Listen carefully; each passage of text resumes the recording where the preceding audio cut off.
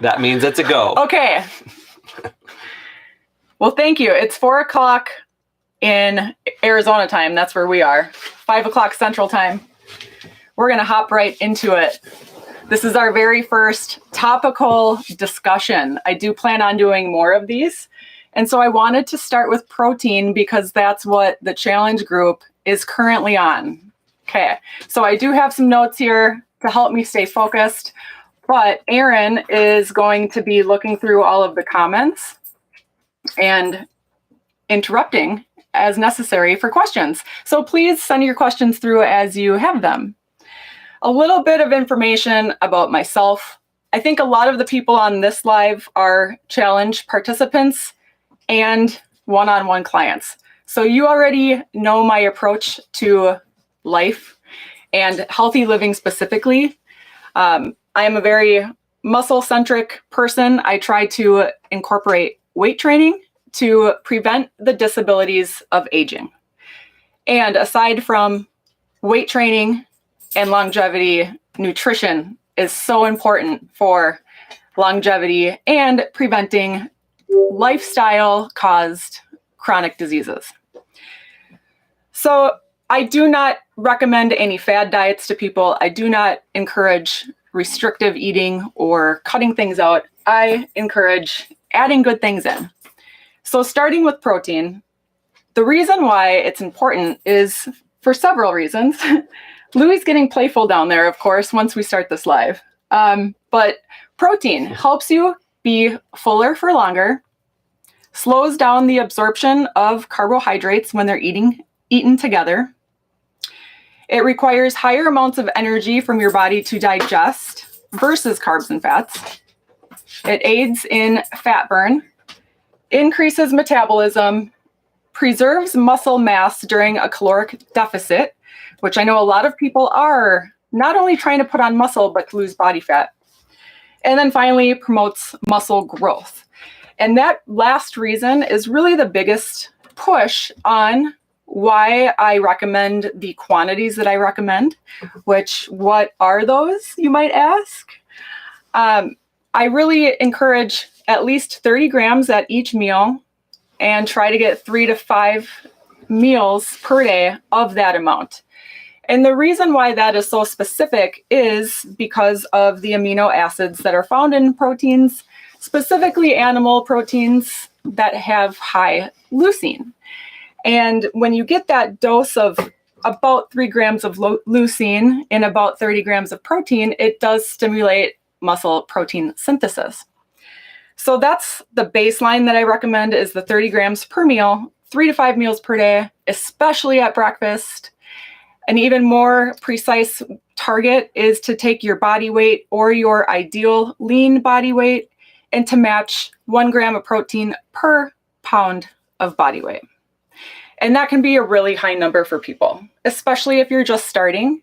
And I think a lot of the questions that we're going to get are, how the heck do I hit that number? How do I measure that number? These are very types of common questions. Denise says, feel free to share her story if that's appropriate at some point. Okay. Denise has recently, thank you, Denise, for sharing. I have so many clients that are willing to share their experiences to help others. And Denise recently she's gone through some health stuff and she's recently had some hunger that she couldn't satiate. And she's been telling me her weight's been creeping up. And I asked her, like, what does your protein look like? We've been working together for a long time. And as you work together, things ebb and flow where you might focus on one thing and something else shifts. Well, she took a second look at her protein and it definitely did the trick for her where she's no longer getting up at midnight and eating apples. True story. That's what she was doing. So, just a couple of days and you can feel the benefits of it. So that was really exciting to actually have Denise feel that after testing it and reapplying it. Sorry to interrupt. I'm going to try to get some of these quick comments as you're talking. Sure. Thomas says looking for recommendations on resistance bands. If you want to quickly just talk about the bands for 2 seconds. Okay, resistance bands. I do recommend these. And I still use the Undersun Fitness bands which we have a link for. They're on Amazon. They come in a 5-piece kit and they're about $59. I do recommend getting a pair of full-fingered gloves to use with them because you will be able to lift a lot more comfortably and a lot heavier. They're a great set of bands. I'm sure there's other ones out there, but Undersun is the only one that I've tried and that I can put my name out for. Rebecca has a quick question. So ideal is measured against target weight and not current weight? Yeah, and that depends. Different experts will say different things. You'll hear people say both. So if your current weight is high and it's just an astronomical number, you might want to start with working your way up with what your ideal weight is and start there. Now, other experts say that if you are overweight, then you need protein even more protein. So that's why some people say the more the better if you do have a lot of weight to lose. Other situations that might cause for higher intake is if you're aging, older, you're more athletic. And I think a lot of us fit those two things right there. So I would say somewhere between your current weight and your ideal weight would be an appropriate place to target. Okay, some more facts just to get us going and to get these thoughts rumbling in your mind. So we talked about how much you need. Quality sources is a big deal to me because the biggest thing that's killing Americans is ultra-processed foods and not enough good foods. So good foods being plants, plenty of vegetables, plenty of fruits, and plenty of whole food, animal-sourced proteins. So quality proteins would be things that are things like chicken, fish, beef, lamb, just in their natural state. Less quality sources would be those that are processed. So things like chicken nuggets or hot dogs or Slim Jims, processed vegan meats that are convenient. Chris has something against gas station hot dogs. I do. I personally do not like it when people waste an experience meal on a gas station hot dog. I think that is ludicrous. Other things on quality sources. Quality sources will have a lot of amino acids in them, and they are readily available to absorb in your body. And then another thing about quality protein is you want it to be coming from a food source where that food mostly gives you calories in protein and not a lot of baggage calories in carbs and fats. So what I mean by that is a good example is peanut butter, which sometimes people mistake for a protein, even though it's technically a fatty food. You get way more calories from fat along with the 9 grams of protein that you might get. So sometimes protein comes just by itself in the form of a chicken breast, or sometimes protein comes in the form of carbohydrates in legumes or fat in nut butters, things like that. And not to say that there's anything wrong with those, especially if you are 100% plant-based, then you might need to rely more on those sources. But it just becomes a little bit harder to manage your calories and your overall starchy carbs intake with those sources. Carol Collette is wondering about protein sources that are high in leucine. Yeah, so Speaking of leucine, amino acids. The number one sources of leucine are animal-based meats. And that is why I am pro-animal protein. I know that a lot of people don't eat animal protein, and about 10% of people are claiming to be some sort of vegetarian. So I do have a little list of some sources that are higher in leucine for plant-based products. Now, keep in mind, there are tons of protein in plant proteins that aren't higher in leucine. So leucine specific, which is a very great question, Carol. First of all, you're going to start with dairy, which I understand that's not a true plant. It's still animal-based. But a lot of people do still eat dairy. So I'm talking about things like whey protein powder or Greek yogurt or cottage cheese or regular cheese. If you want to completely stay away from animals and have non-meat sources, then you might be looking at your tempeh, your tofu, your soy-based products. Legumes are excellent. So your lentils, black beans, chickpeas. And I would say the best protein powder that's non-dairy, I would go with pea protein. And try to stay away from the hemp protein because that has less readily absorbable protein. Lenise just asked a question like right on the dot on that. She wants to know thoughts on protein powder. She uses a vegetarian one by Arbonne, but what do you recommend? That's a great question. Okay, so protein powder. First of all, I do encourage people to always get their nutrients from whole foods, such as real food. Protein powder supplements are exactly that. They are a supplement. If you really struggle to hit your protein goals, especially if you are strictly plant-based, then it might be more appropriate for you to have protein powder every single day. So starting with meat eaters and whey, I think whey is the number one variety just because of the amino acid profile in it. So whey absorbs very quickly, and it has all of the amino acids that help build muscle.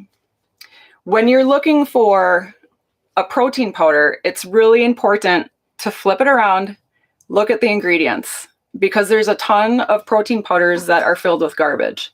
So you want the list of ingredients to be short, recognizable, and it's going to be somewhat processed because it is a processed food. So there are going to be some things in there. The other thing you want to look at is the nutrition info itself. And most whey protein powders will deliver about 20 to 25 grams of protein per serving. And that will equate to about 100 to 125 calories per serving. So also look at the grams of fat. They should fall somewhere between 1 to 2 grams. And the grams of carbs should fall somewhere between 1 to 2 grams of carbs. If you're looking at a protein powder that you want just protein, that's what you should look for. And this is easily confused with meal replacement shakes, which are very prevalent on the market, especially with a lot of big name companies. Meal replacement shakes will often have a little bit lower protein content, and they'll also have higher carbs and fats in them, including a lot more refined fillers and processed junk fillers. So your calories will be higher. And you have the carbs and the fats, which you can't control. So what I like about just a pure protein source is you can make that any way you want it. You can put oats into it. Like, for example, every morning, Aaron puts oats into his shaker cup. He shakes it up. He adds his carbs into it. You can add a little bit of nut butter. You can dial up your fats and your carbs exactly what you want them to be. I personally, if I'm going to have a protein shake, I'll usually have like a piece of fruit on the side or a rice cake on the side, something where I can dial up and down that carb level depending on what my needs are for that day. If you are going to go with a vegan protein powder, again, I recommend the pea protein first, and then I really also like the rice protein. And if you are looking at those, same rules apply where you want to look at the ingredients, you want to look at the nutrition info, and you also want to look for products that show the amino acid profile. And that's really important on the vegan versions. I'm trying to think if I'm missing anything on those. Oh, yes, I am. So as I mentioned, you'll likely find each serving will provide 20 to 25 grams of protein per serving. So you need to keep that in mind in order to hit that 30-gram threshold. If that's something that you're really trying to do, you might need to do a scoop and a quarter or a scoop and a half and do extra servings in order to get that bump. And I always use a scale for protein powder because it does pack down with weight. And one scoop, you could measure it 13 times and get 13 different results on your readings. So that is one of the things that I have, okay, in order to hit my 30 grams, I need 45 grams of the powder or whatever it equals out to. And I use my scale. And I use my scale not to track macros every day. I don't do that, but I just do it to make sure I'm not getting way over or way under in regards to what I think I'm getting. And it just helps me manage my portions that way. Let's see here. Quick question from Heidi. She wants to know thoughts on sourdough starter and recipes for adding in protein. Oh, that is way out of my realm. First of all, sourdough starters.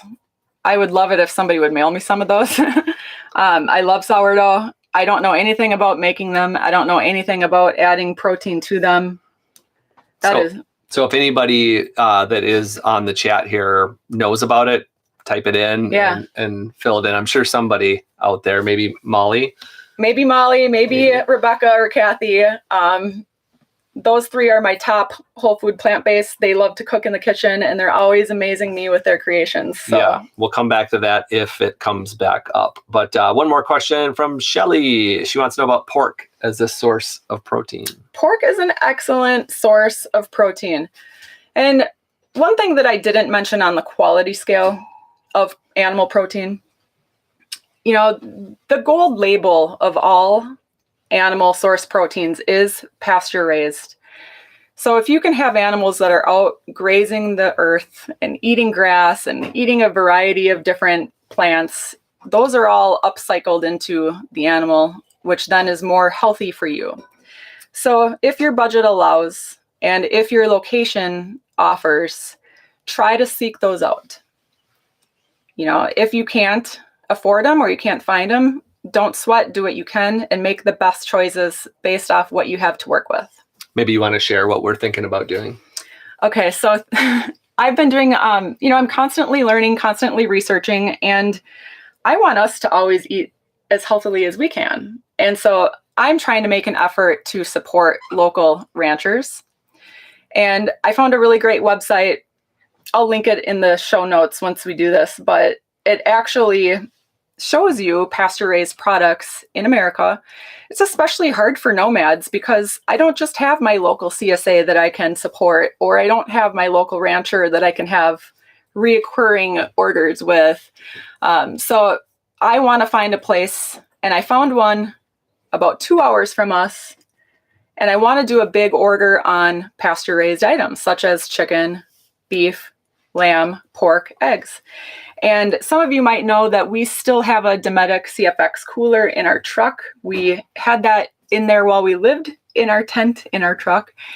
And it's still there for excursions. We have a lot of drinks in there. We carry alcohol beverages. We carry non-alcoholic beverages. It's like our overflow for our regular refrigerator. You put eggs and yogurt and things that we need to stock up on. So I said, Aaron, let's take all that out. Let's turn it into additional freezer and let's stock up on some really high quality protein the next time we're through an area that offers it, because it's just the next step. I talk a lot about turning up the nutritional dial. So if you're hearing this and you're like, whoa, I just need to start with the basics. I just want to start to add in more chicken, whatever.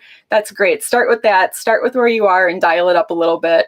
I feel like Aaron and I are at the part where I need to do it a little bit more responsibly and really just supporting the farmers out there and feeling really good about what we're putting in our body. So, well, it's as we travel, we don't always have the same grocery stores to go to. So you find yourselves, being in a new place that you have no idea what that grocery store is going to offer. So this would just give us a little bit more control over what we have on board. Right. So our freezer is almost empty right now, which is great because then we'll have the capacity to put in an order, and it won't last us terribly long just because of the amount that we consume. But if I can add that in more and more, it just drives out the bad more and more. So that's something that we're doing coming up, and I'm really excited about it.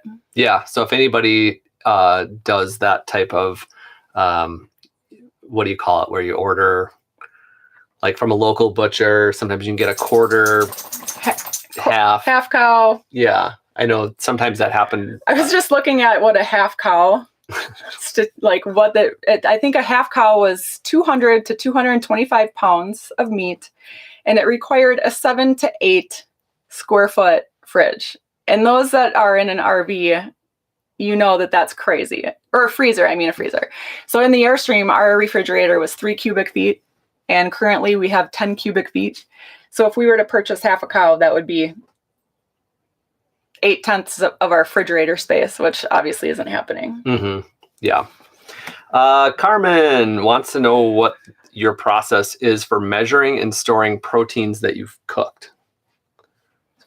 That I've cooked. Okay. So, well, I did get a question on our Facebook group page about protein that I want to bring up now. The question was, do you look at the nutrition info while it's raw, or do you look at the nutrition info while it's cooked? And that's really important because that kind of prefaces this. So you always want to look at your nutrition information based on the raw weight. And what happens, to give an example, if you were to cook some chicken or some ground beef or whatever it is, 4 ounces raw has a lot of moisture in it. So when you cook it, it dries out and it evaporates. It literally turns into about 3 ounces, give or take, depending on the meat and depending on how much you cook it. If you're like eating it rare versus medium, well done, that all makes a big difference. So you always want to pay attention to the raw weight. So when I'm doing food prep for pre-cooked proteins, I will pay attention to the raw weight and what I'm putting into that batch. So for the purpose of bulk prepping, let's say I'm cooking 3 pounds of taco meat. I will put that into my pan, I'll cook it up, and then after it's done cooking, then I'll divide it into the number of portions that I want to portion it out into. And that number of portions is going to depend on, what your goals are. But I typically find that 6 ounces raw weight of protein will give me that 30-gram minimum. So let's just say 3 pounds is 16 times 3. What's that, Aaron? 32 plus 16. 48? So 48 total raw weight beef divided by 6 ounces is, what's that? That's your number of servings that you can portion it into. I feel like that's a complicated subject that like a video might help kind of like actually show you measuring it and we should do a video. It. Okay, let's break that down. Okay, you have 16 ounces per pound times 3 pounds is 48 ounces. And I want to get 6 ounce servings out of that. So if I divide that by 6, that means I'll get 8 servings of 6 ounce portions. So you're not concerned with what it weighs after you've cooked it? I am. So at that point, I'll take my skillet, I'll put it on my scale, I'll deduct the weight of my pan, which I have in my tare, and then I'll divide it by 8. And then I'll take that amount and I'll put it into portion cups. And it seems a little tedious at that first prep session, which it is. But once you have your 8 portion cups for the week, you don't have to think about it. Every time you go to grab something, you have 8 meals that are brain damage free. And that's why it's worth taking that extra 5 minutes to go through the math on it. And like I said, sometimes it's not about, tracking your numbers. It's not always about tracking your calories or tracking your protein grams. It's about, okay, I'm meal planning. I have this amount of fresh meat in the fridge and I need it to last me X amount of days. So portioning also helps you meal prep. It helps you plan ahead. It helps make sure that you have enough to last throughout the week. And if you're just like eating whatever you want, you might run out 3 days early and then you might reach for something convenient. So it's all part of a purpose and part of being prepared. So if you have more questions on that portion step, let me know. Otherwise, if it's something that's super simple, like for dinner, Aaron and I, a good example is we might throw 1 pound of chicken on the grill. In that case, I do it much, much easier. When that cooked chicken comes in, I split it in half. Half of it goes to Aaron, and the other half, I'll either eat the whole thing or I'll eat half of it. It all depends on what else I've eaten that day. But I'll eyeball it at certain points, especially at this point in my relationship with food and measuring food. And especially if it's just a single meal where, I might be off a little bit on one meal. It's a lot different than food prepping for a week where I want it to be good for 7 days. Okay. Quick question from, I love this name. The name is kind of new here and she might've missed it in the beginning, but if you could go back over, how does she figure out how much protein is needed for muscle gain? Okay. For muscle gain, first of all, calories really matter. So anytime you want to gain mass, you want to be in a surplus, and that includes muscle. Anytime you want to maintain, you kind of just want to balance. Don't be at a surplus, don't be at a deficit on your calories. And if you want to lose fat or lose weight in general, you want to be in a deficit. So to put on muscle mass, you want to be in a little bit of a surplus. And on the protein scale, their new research says anywhere from 0.8 grams per pound of body weight all the way up to 1.4 I've seen. So I like to say 1.0 just for simplicity and just because you really only need that really high end if you're really, really getting after it. So I would say 1.0, 1 gram of protein per pound of body weight. Is that targeted body weight? It's ideal weight. Ideal targeted body weight. Yeah, ideal weight. Yep. So, okay. Maybe your ideal lean mass is to put on 10 pounds. So that would mean your number is higher than what you currently weigh. Your protein intake would reflect that higher number then. So it can go both ways. How about for someone kind of just maintaining, they'd still want the 1 pound or 1 gram per pound of body weight? Yeah. Is a good goal to shoot for? That's a great goal to shoot for, yes. So if I weigh 175 pounds, I want to shoot for 175 grams of protein per day. If you want to maintain. Yep. Yeah. Okay.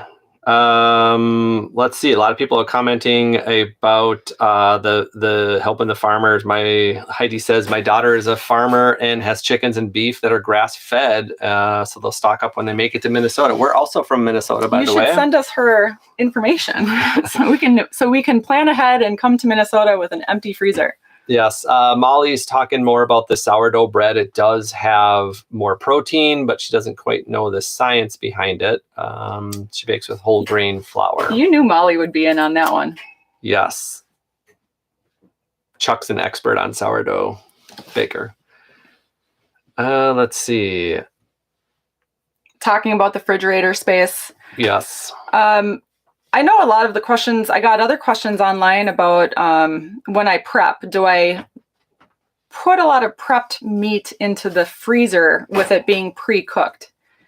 And my answer is no. Not to say you shouldn't, but I really like to just keep raw meat in the freezer, and I put pre-cooked meat in the refrigerator. And, the thing with cooked meat is it dries out, and frozen meat also doesn't taste as good as fresh meat. And when you combine the two, you might end up with a less desirable taste and texture. So if you do need to put pre-cooked meat in the freezer, if you're finding it's kind of dried out and gross, I'd recommend trying to find something that is like in a marinara sauce or something to help keep it moist and prevent it from freezer burn. So that's about the only advice I can give on that question. But I generally like to keep pre-cooked meat in the refrigerator, and then I really like to prep my meat for the freezer, but I do that to the point of portioning it into individual portion-sized bags so it's ready to cook without doing any trimming, without doing any weighing to find out how much is in it. I can just take it straight from that Ziploc bag to preparing it, and I don't have to dirty up any appliances, or I don't have to handle raw meat. Yeah, that was kind of in the last video that we just did. So that was, yeah. Hopefully that helped to show that. And I really like doing that, not only for controlling my portions, it speeds up your meals. It allows you to buy in bulk. And I waste very, very little because I'm literally putting in the fridge for the next day. I'm really looking at my refrigerator day by day. Before I go to bed, do I have enough food for tomorrow? And if I don't, I'll pull something from the freezer and it will unthaw overnight. Darlene wants to know how long you keep pre-cooked meat in the refrigerator. Pre-cooked food in general, I will go a full 7 days. So if I cook something on Monday, I'll eat it up until Sunday night. And that's, I know, a personal preference. Like, I'm not concerned at all about the safety of it. I've never once gotten sick. I've been eating 1 week food basically my entire life. I would prefer one day. Aaron does not like that.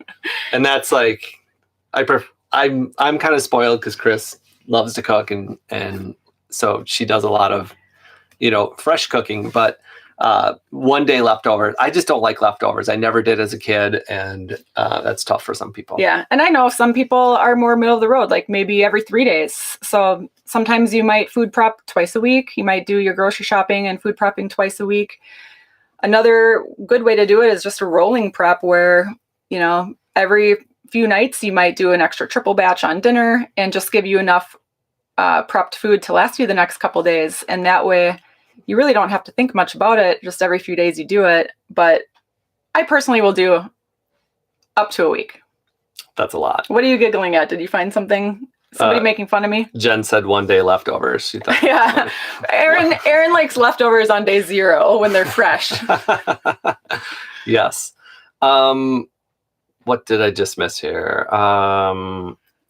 Heidi wants to know, is there a good place to find out how much protein there is in animal meat prior to cooking and then how much after cooking? Does that change the protein? Oh, okay. So yeah, that's a great question. So I'm going to answer this in 2 different things.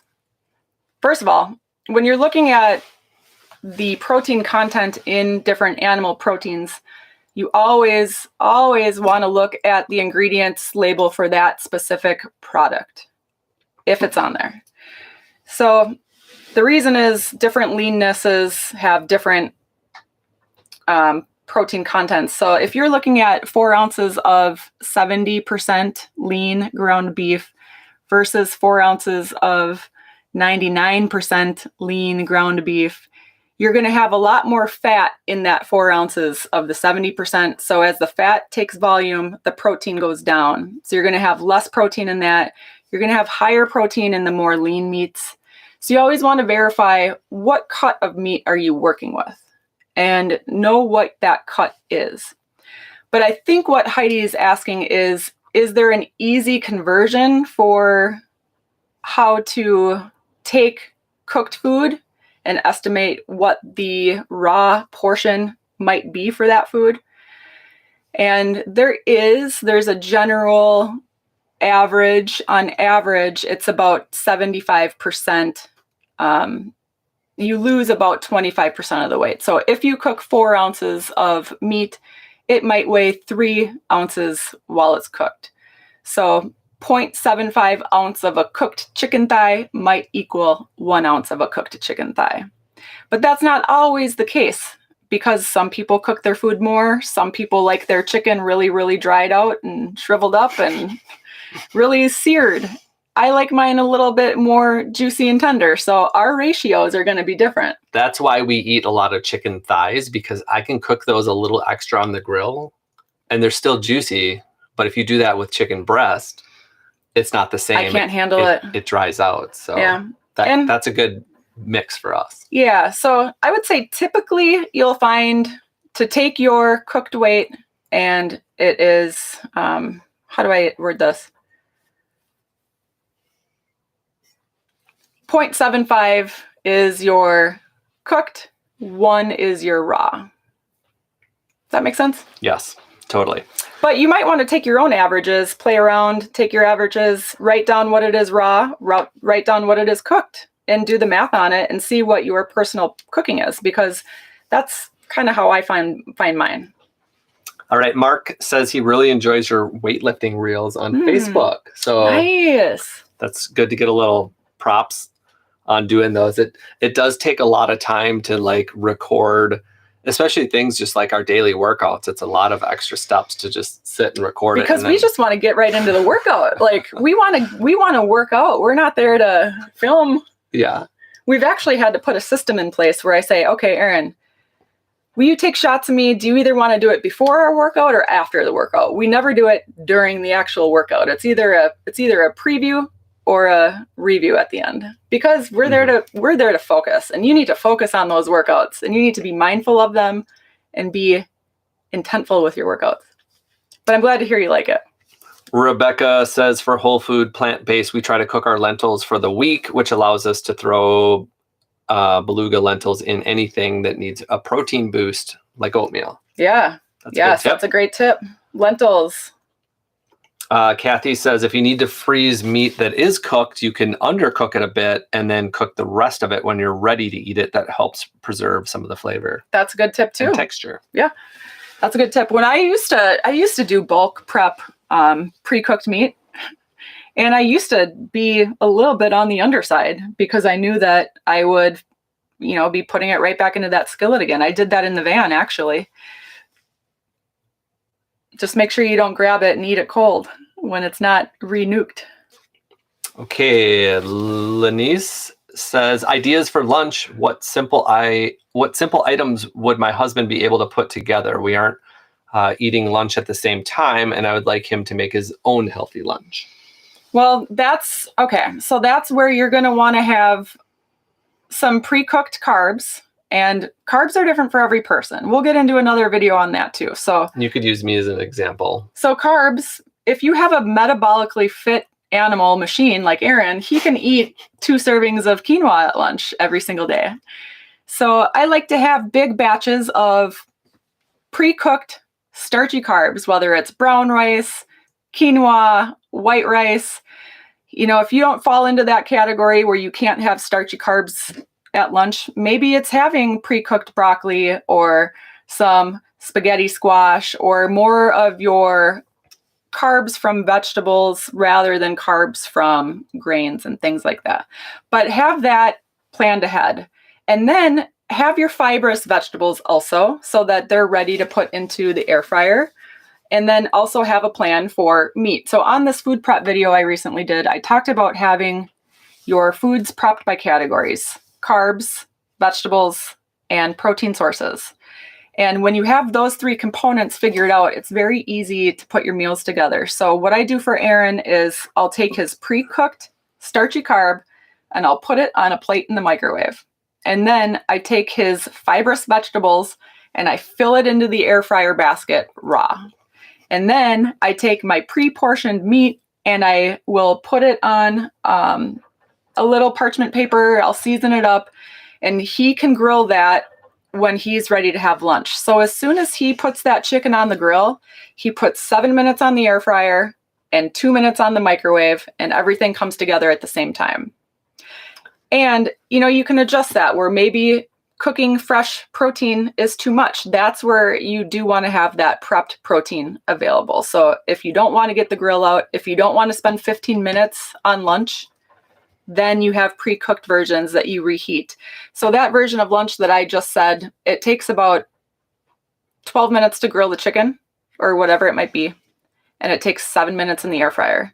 So 15-minute lunch for hot, fresh food. She wanted to know what her husband could do on her own. That was a lot of Chris doing a lot for me. I'm kidding. I'm brainwashed, aren't I? Okay. I'm kidding, but it's the exact same thing. Have some pre-cooked meat in a container or protein source, whatever that might be. Mm-hmm. Have some pre-cooked carbs in a container and have some pre-cooked vegetables in a container. If you want it all to be pre-cooked, you got to food prep. I think that last food prep video was spot on, because without that, let's just say Chris was gone, and if those things weren't pre-prepped, I would probably resort to something easier. Like some of us are just like that, where we don't enjoy cooking as much. We don't enjoy food prep as much. You would have a peanut butter sandwich on Ezekiel bread. Yeah, it would be a lot harder. But because there's, fresh raw chicken in the refrigerator that's thawing out from last night, and there's it's already portioned out. You don't have to do anything to it. There's always vegetables, and there's usually some type of carb, rice or quinoa. But even if the rice and quinoa wasn't made, I would just grill up the chicken and put the broccoli in the air fryer and cook it up, or green beans or whatever it was. Air fryer is great. And I do think that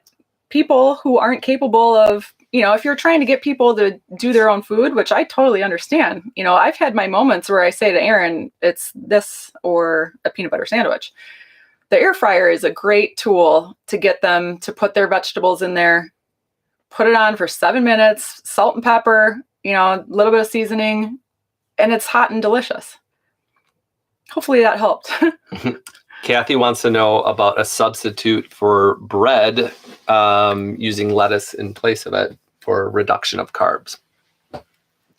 What's this question on what kind of lettuce is the best? Can you use lettuce in place of like bread, like a lettuce wrap. Oh, sure. Yeah, you can cut out bread anytime. Lettuce wraps are really fun.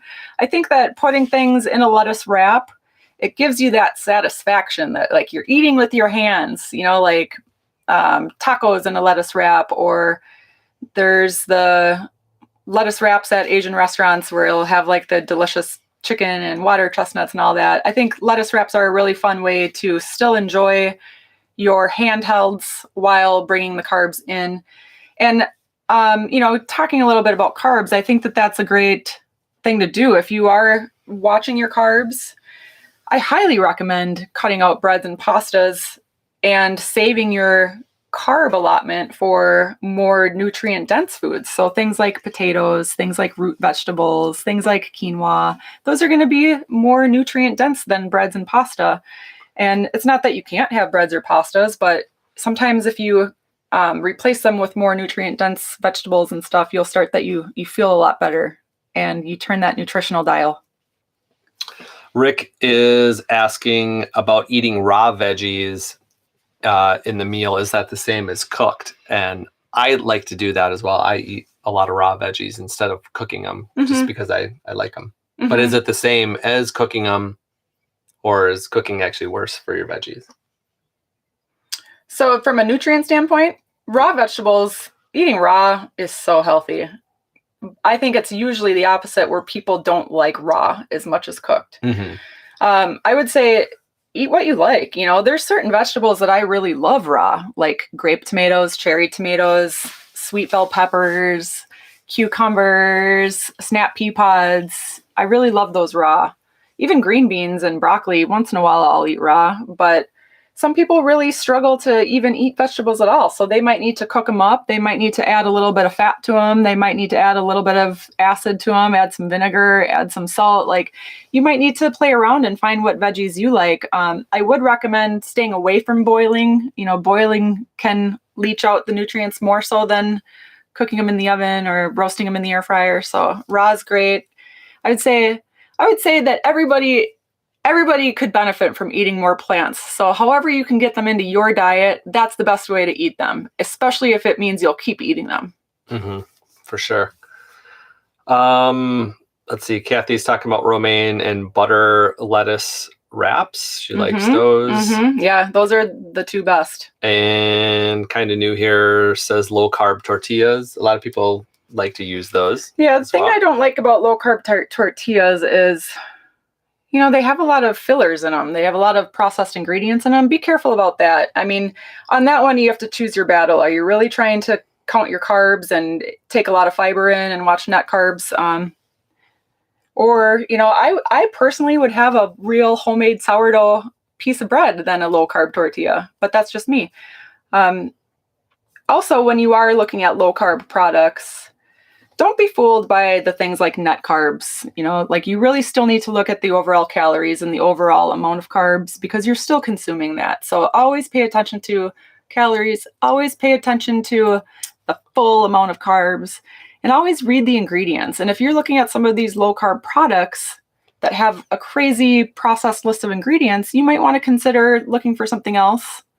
And I'm not saying you can't have them, but just start to pay attention to that. I think that gets us caught up on the questions if you want to. Oh, great. Continue. Let's see if I have any other questions. Okay, I do.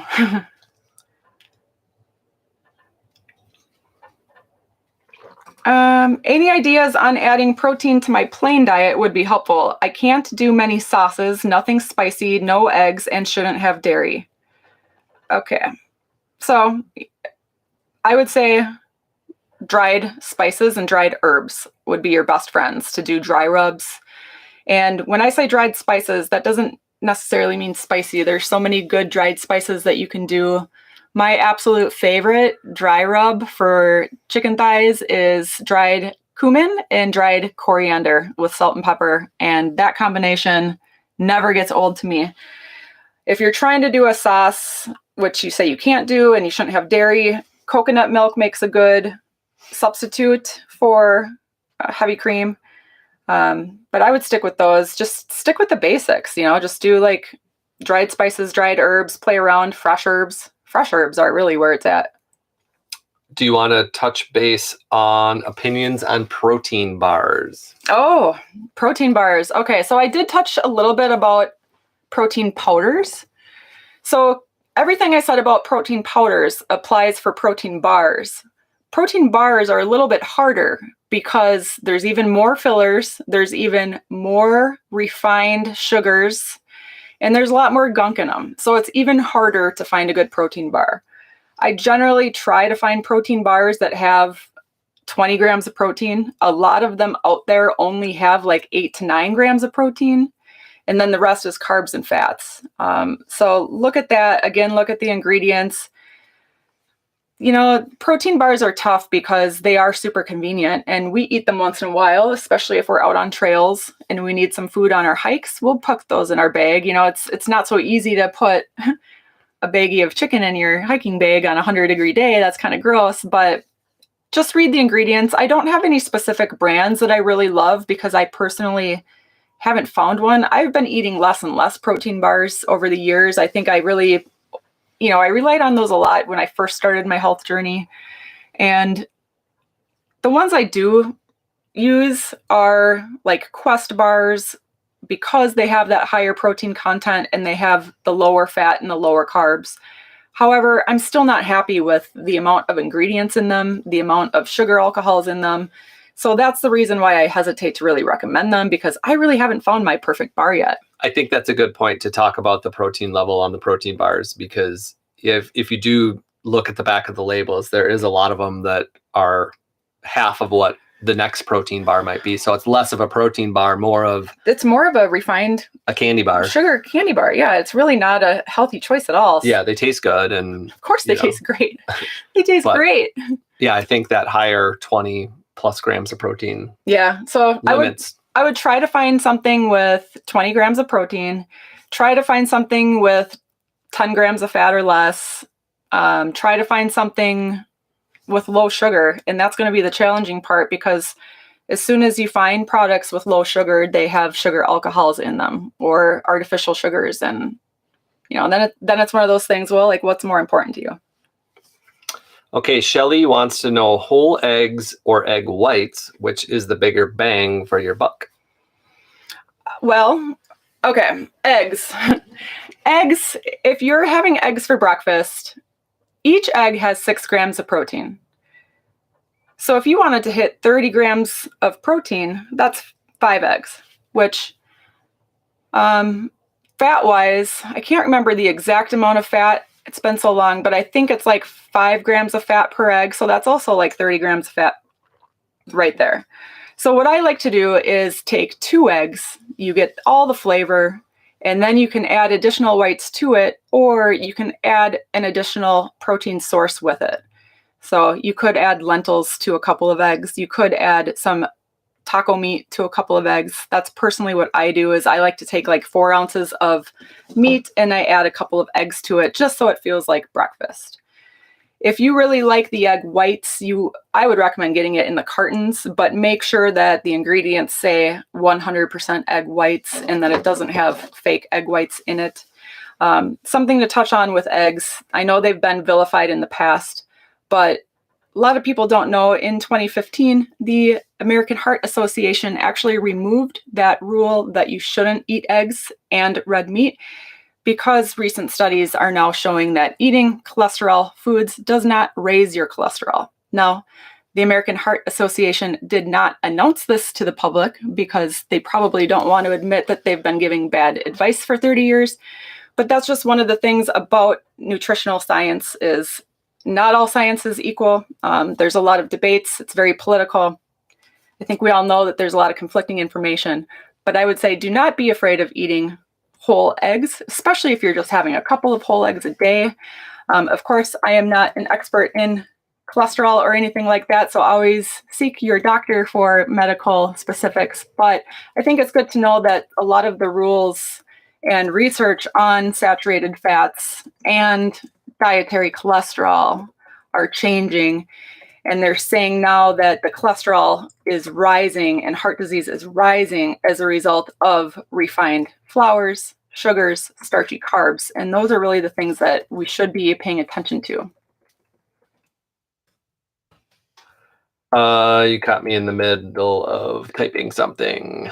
Tina says she likes watching your spice combos, and maybe that would be a good idea for a new video to talk about your spice mixtures. And since we do a lot of dry rubs and spices and herbs and things like that. That's a good suggestion. And I will say that one I just shared about the cumin and coriander, that is unreleased. That is like my number one, and I've never published a recipe on it. I don't know why. It's my favorite. So just to repeat it, I'll take, usually chicken thighs are the best, and I'll sprinkle it with salt, pepper, dried cumin, and dried coriander. And then I'll, drizzle it with a little oil, get it to stick on there, and I'll cook that up, and I absolutely love it. And I really love coriander in general. I think it's really bright, floral. I think it's one of those spices that is underrated, and it should get more attention. This next question, I think we should actually do a video on this, because I think this is the number one question that everybody always talks about. Okay. And Jen wants to know, her hardest meal to get 30 grams of protein in is breakfast. What do you suggest? And everybody always wants to know what you eat for breakfast. Let's talk about why breakfast is the most important. When you break your fast, when you have high protein breakfast, and maybe your breakfast isn't early, whatever your meal number one is, you're setting the tone on your metabolism and the way that your body is working the rest of the day. If you start your breakfast with a sad, standard American diet, like muffin and orange juice, that is going to set you up for a roller coaster of insulin and cravings the rest of the day. And maybe you don't feel it right away. Maybe it doesn't hit you till 9 p.m. when you sit on the couch. But if you can change one thing, or if you can work one meal to have that high protein dose, it should be meal number one. And the way that I do that is I treat it like any other meal. And I have things like beef taco, I have chicken, I have pork patties, I have turkey patties. My breakfast sausages are always pre-cooked in my fridge. And I talked about this on that food prep video too, where I have a couple recipes that I make my own homemade turkey patty sausages or pork patty sausages using real meat and real dried spices. I do not rely on processed meats. Processed meats are not a healthy approach to this. You really want to get whole food meat sources and cook it yourself. So I do a big triple batch of these sausages, and I find 6 ounces of raw weight meat will get me to that portion that I need. So I will cook that up. I'll make sure it's in my fridge. So for example, if I eat my last of the patties this morning, if I had my very last patty tonight, before I go to bed, I'm going to cook it up and make sure it's there for me in the morning, because I don't want to be cooking meat at 6 in the morning or 7 in the morning. Nobody wants to do that. So that's really a meal where I recommend having pre-cooked meat. And don't be afraid to have some cherry tomatoes, have some sauteed onions and bell peppers with it, throw an egg on top for that breakfast feel, and eventually you get used to it. If you really, really struggle with that, that's a case where I would say maybe you are that person that needs to just take a protein powder supplement shot of 30 grams of protein in the morning to help you get that boost to start your day. And that's what Aaron does. Aaron has his shaker cup. He puts in his whey protein. He fills some oatmeal in there. I have my leftovers that I like, and he, as you've all learned, he does not like leftovers. So he won't touch that, but he will have a big shaker cup full, and it's super quick. And we are eating breakfast and done in minutes. 5 minutes, breakfast is served. Yeah, and that's kind of meal number one. And, we take Louie for a big walk every morning, and we usually walk like 4 miles after that. Yeah, an hour to an hour and a half or whatever it takes. And, I like to eat beforehand. Actually, you got me. I used to, everybody kind of eats on different cycles and everybody's body's a little different. I used to not like to eat right away in the morning. Mm-hmm. But she kind of got me eating more spaced out, consistent meals. It's really important to schedule your meal times. So that's breakfast number one for me. And then when we get back, we usually work out right away. Do our weight training after that. And then we'll have more of Then we have breakfast number 2. A real breakfast, which is... That's where Aaron gets his 5 eggs scrambled up. And I usually do, it depends on if we're boondocking or if we're primitive, like off-grid or at an RV park. So if we're at an RV park and we're plugged in and I'm really hammering on my air fryer all day long, then I'll make him roasted potatoes to go with his eggs. If we are boondocking and we are a little more mindful of our battery usage, then I'll take corn tortillas and I toast them up and he'll have corn tortillas as his carb. So he has his scrambled eggs and his tortillas, and I have more of my normal food. So lots of people loving the breakfast ideas and the sausages. I tell you, those sausages, they change people. They really change people. And I think that putting them in those patties, it's the key for grab and go. It's really the key for grab and go. And it's really hard to put protein sources together. So what I mean is, yeah, I could recommend have some cottage cheese or have some Greek yogurt or have this or have that, but then you're piecing stuff and you're still having a void. And I think people really get burnt out on trying to hit that 30 grams. And if you're trying to add up small arbitrary numbers of, oh, I'm getting 4 grams from this piece of bread and I'm getting, 9 grams from this yogurt, you're gonna burn out. So I just say have 6 ounces of chicken and move on. It's a lot easier. Have 6 ounces of turkey, done. Have a little breakfast patty, out of the way. Video idea on how to create a workout while in the RV. If using equipment, show form and maybe what muscles are being used. That is a loaded suggestion. There's a lot in that one, and I agree. How to create your own workouts. Yeah, we've kind of, so we started this channel, Healthy RV Living, and we want to put out as much content and, free information as we can. But it's a lot to, we kind of struggled on like exactly what do we put out? What do people respond? What do people need? Yeah. And part of it is that's tough is, the views. And this is kind of why we separated Irene Iron Travels from Healthy RV Living, is because the views for healthy living is just not the same as the RV living. So, it's the same amount of work and the same amount of time for us to do the videos, but they just don't perform as well. And so we're still trying to like figure out the best balance. And basically we're just taking it slow so we don't get burnt out. And, we kind of continue to do both channels. So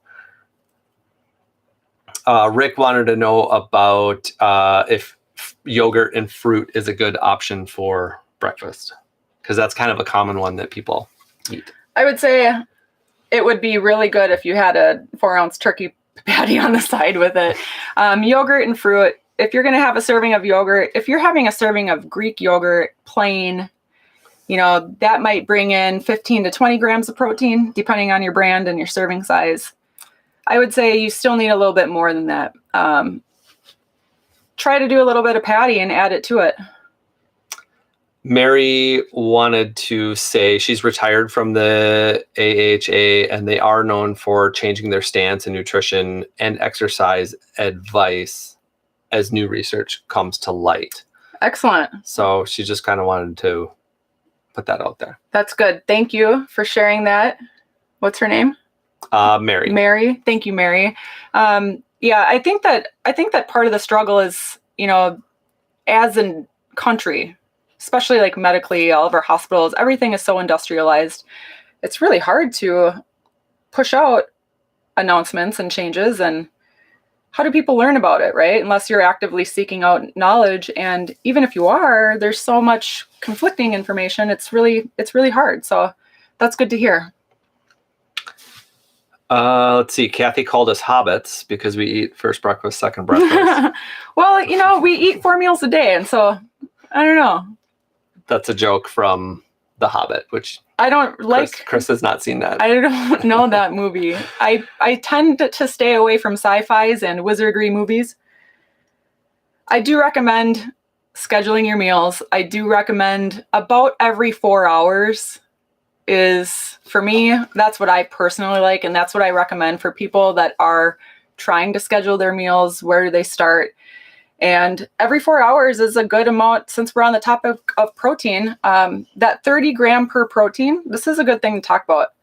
You really do want to space that out and give it to yourself in little ballasts. So 30 grams every 4 hours, maybe every 3 hours, depending on your eating window. But you're not going to get the same benefit. Like, let's say meal number 1, you have 60 grams of protein. That's not as beneficial as having 30 grams here and 30 grams there. So while you could front load a little bit, and I do recommend having higher in the morning, but don't expect to just put down, 4 servings of protein shake and say, oh, I just killed, a big chunk of my protein goal. Really, the benefit of the 30 gram dosing is getting those kicks of leucine into your muscles so that you can stimulate that protein synthesis, and doing it in that amount spaced throughout the day is the most beneficial. Well, we're coming up just on an hour. Do you want to finish any final thoughts on the protein subject? Anything that you missed or you want to finish up with? We appreciate everybody joining in. There's over 50 people on here. Oh, that's awesome. Thanks so much for joining. Chris goes, there's going to be about 6 people. 6 people are going to watch. I said 6. I would say, if you're struggling to hit your protein goals, just keep at it. And don't beat yourself up if you're falling short. Just keep working on it. Keep trying to find ways that you can turn it up a little bit. Find ways that you enjoy, and give yourself credit for, turning that dial, and really stay positive about it, and pay attention to how good it makes you feel, because really it comes down to you feeling better and functioning better. And when you can connect those dots on why you're doing it, it really makes the effort more worthwhile. So we are going to continue to do more live episodes. I think that this is going to be a great way for our channel to continue to, engage with you guys. And I think it's really fun. So send questions or topics. I think we'll probably continue to go through some of the topics of our challenge, because it aligns well with what my challenge members are learning. Oh, I wanted to say also, Chris did a couple live presentations at the Escapers Bash, and she's also doing them at the Escapades annual RV event, and they're about an hour long, and I'm going to put those up on the channel as well. So I recorded the live sessions, and there's a lot of good information in there, and it's a big hour-long presentation. So I'm going to put those up on the channel shortly, and that's something that everybody can watch as well. Yeah, thanks so much for showing up. I hope you can at least take out one thing that you've learned and apply it to your life immediately. Yeah, thanks everybody for joining in, and we'll see you guys on the next one. Bye.